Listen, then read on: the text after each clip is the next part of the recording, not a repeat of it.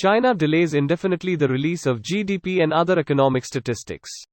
Here's a summary of the article. October 17, 2022. Updated 8:25 a.m. Eastern Time.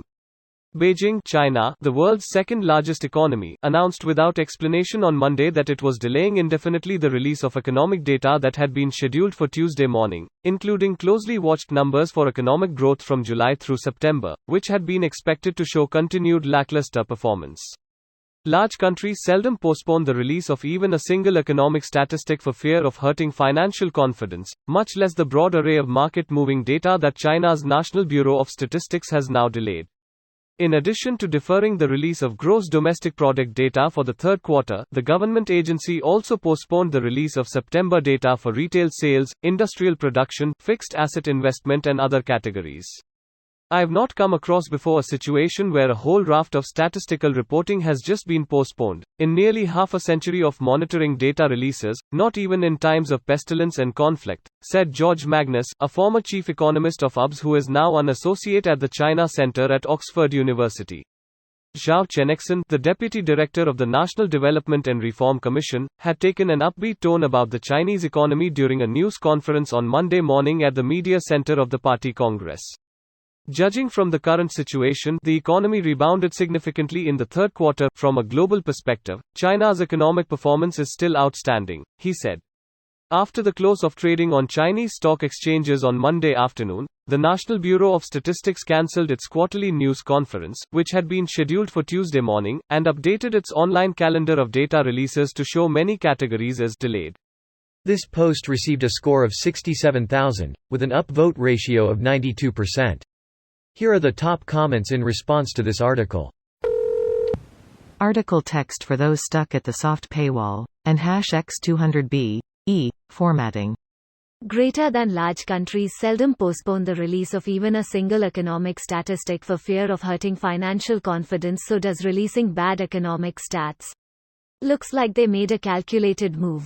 I would argue the move to hide it is definitely worse on the international scene.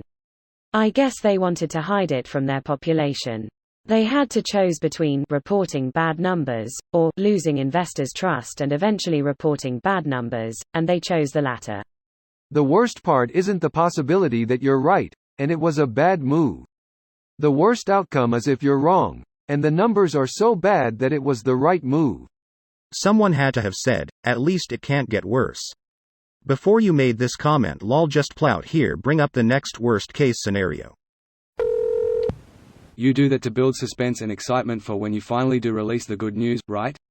That's show business, baby. Double plus good chocolate production. Greater than it appeared that there had even been demonstrations to thank Big Brother for raising the chocolate ration to 20 grams a week.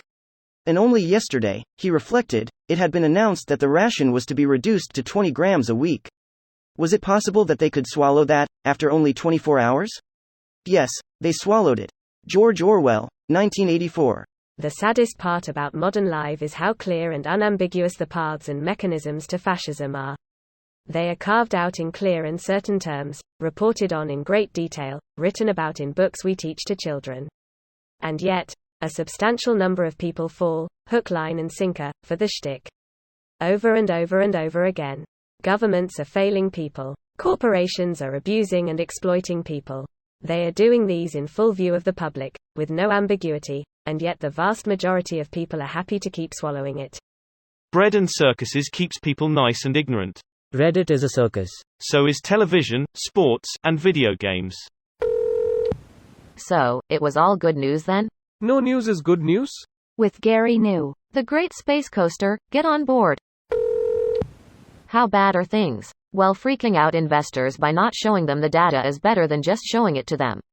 That's a bad sign. Really bad sign. When this is literally perceived to be less bad than showing the actual data, shit has to be fucked. This is the equivalent of telling your mom and dad that they didn't hand out report cards this year when they asked to see yours. This video was automatically created by Reddit to speech.